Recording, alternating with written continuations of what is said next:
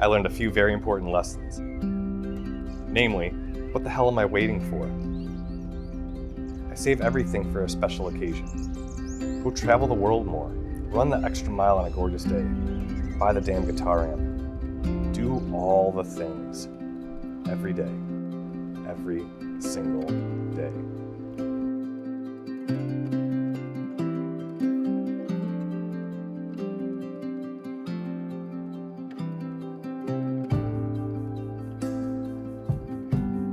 He is solid. He also challenges me. He is invested to the max to see the best out of people. Having somebody believe in you really changes your mindset.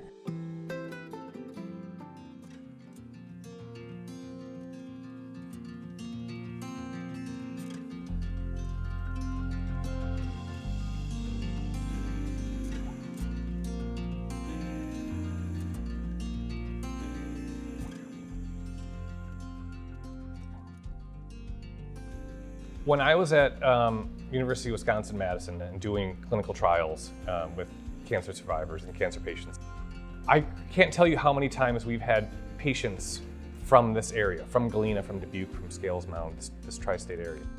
I should preface, I actually live in Galena and drove back and forth to Madison every day. I knew that I had to drive an hour and a half each way every day because it was my job, but I wasn't understanding why patients were doing that, and they'd all say the same thing. There's nothing like this where we live.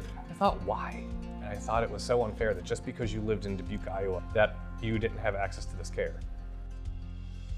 So it was my goal to come here and start a cancer research program at the same scope, same size as I did at the University of Wisconsin-Madison.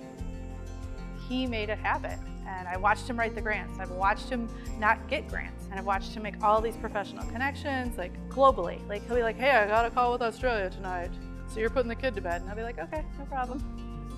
So it's very cool to watch this person find their passion and then like take off with it. The mission of the CARES Lab is trying to look at how to use clinical exercise programming to improve the lives of people diagnosed with cancer. You're told you need chemotherapy, you're told you need radiation, you're told you need surgery, and oh yes, also you're gonna go see Dr.T in the CARES Lab because that's part of your care, it's part of your treatment. The other thing I need to say is that I absolutely love teaching. I love teaching. So when I came here, I really made a point to get as many students into the lab as I could to do this level of work. Ruge, very good, one of those. And so for the students who have been through the CARES Lab, all of them would report that some of the most memorable, some of the most impactful experiences they had was doing research with Dr. T. My first year here, I had 4 students who joined the lab. We really built this from the ground up.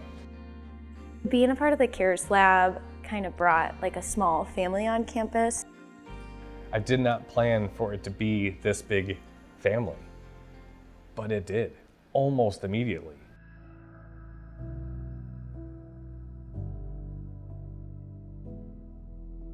We went to go visit my parents for Christmas, and on the drive home, started feeling a sore throat. Went to my family care practitioner, so this is now first week of January. They tested me for COVID, no COVID.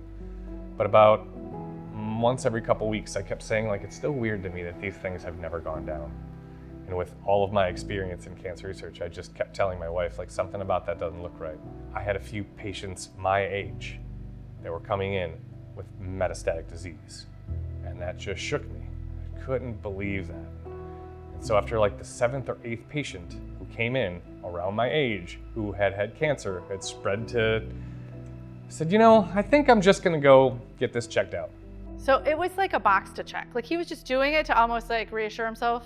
Like, of course I'm crazy. I don't have cancer. I'm this 44-year-old healthy guy, non-smoking, runner. It was very interesting. I walked in and I knew him because of my work here in the CARES Lab. And even him, he's Dr. T when I walked in the door. It's like, hey, and he said, you know, what are you doing here today? And I remember this very clearly. I said, I need you to tell me I'm not crazy. I need you to tell me it's not cancer, because right now I'm thinking it is. And so he gives me an examination, and I'm in the chair, and he leans over and looks me in the face and says, think you're right. I think you have cancer.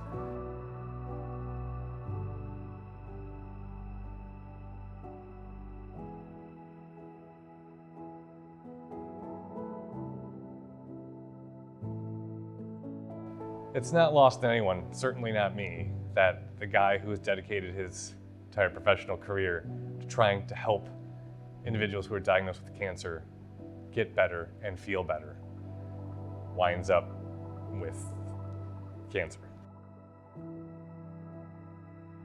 I knew the data. Half of all men in this country and a third of all women in the US will be diagnosed with cancer at some point in their lifetime. Half of all men.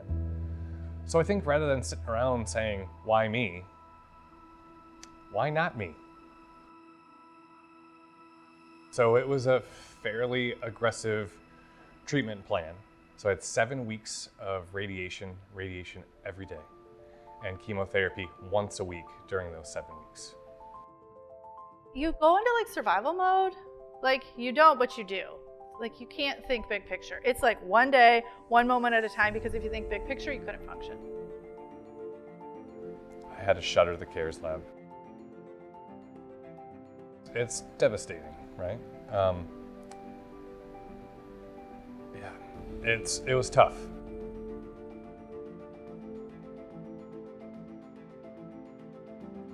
So as soon as I got diagnosed, I just dove into the scientific literature. They would ask me thoughts on my own treatment. I knew that I was going to do everything I could from an exercise perspective. There's a little bit of data to suggest that exercise right before radiation treatments might improve the effectiveness of those treatments. So I ran every single day before radiation treatment. I'd get to the hospital, I'd park my car, and then I'd go for a run. And I'd end at the hospital doors. So I'd walk right into the radiation room, sweating, dripping. Not only did running help me mentally, because it's something that I do for, it brings me such joy. And I knew that it would help me physically. It also was, I'm gonna see if this is gonna potentially help the effectiveness of the actual treatments. Most people around Loras know me as having a big beard. Beard's gone, a lot of my hair was gone. A lot of me was gone. I'd lost a lot of weight and a lot of muscle. I still had incredible throat pain. It was really hard to eat.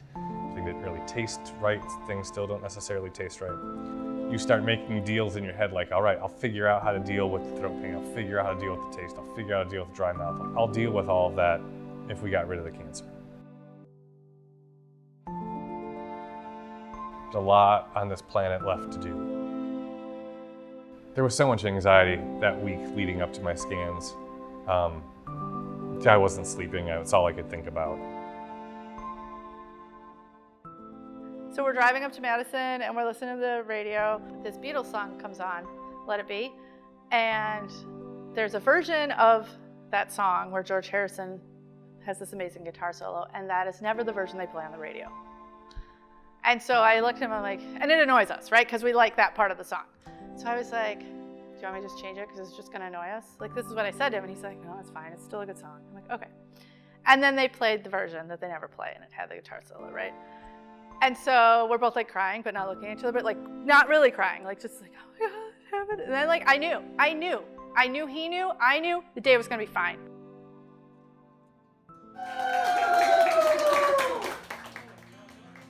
So I had my scans, and I'm very happy to report that there was no evidence of cancer at this time.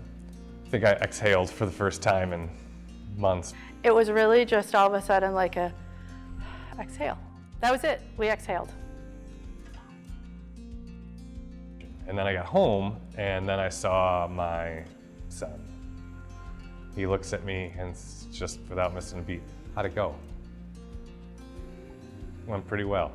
And this poor and beautiful kid of mine who looks at me because he saw what the treatments did and what the treatments were doing. Not understanding that, I think, the real big question that was on our mind that the scans answered.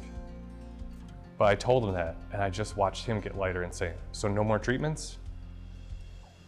Nobody, no more treatments. And then,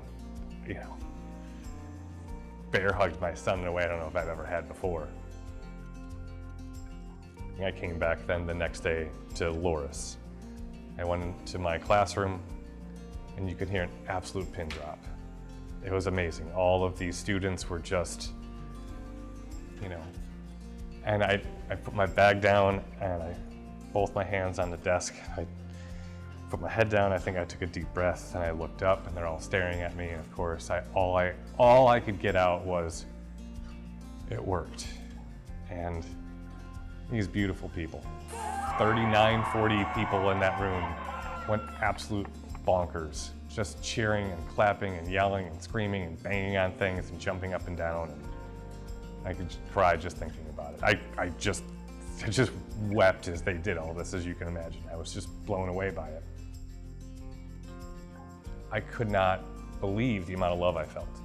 It's hard because everybody should get to feel that. And it's like something has to go wrong before you realize how much support and love you actually have.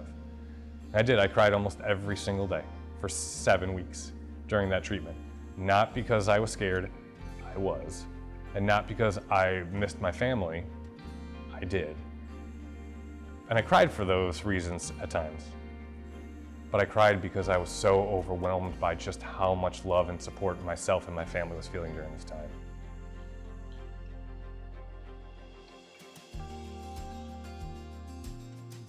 I definitely think this experience is going to help inform the work that I do here in the lab. I can look at these patients and say, you can do this. I know you can because I did it.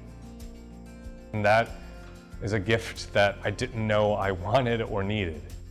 The work we do in this lab is designed to change cancer care in this area. And I know that sounds hyperbolic. I know that sounds very big picture, but it's true. Our latest trial will be looking at how we implement our work into standard cancer care treatment plans, such that every single newly diagnosed patient will get a referral to come see us in this lab. To our understanding, I don't know if that's ever been done on a large scale in this country. I think the work that we do creates fundamental change, and I'm incredibly proud of that work.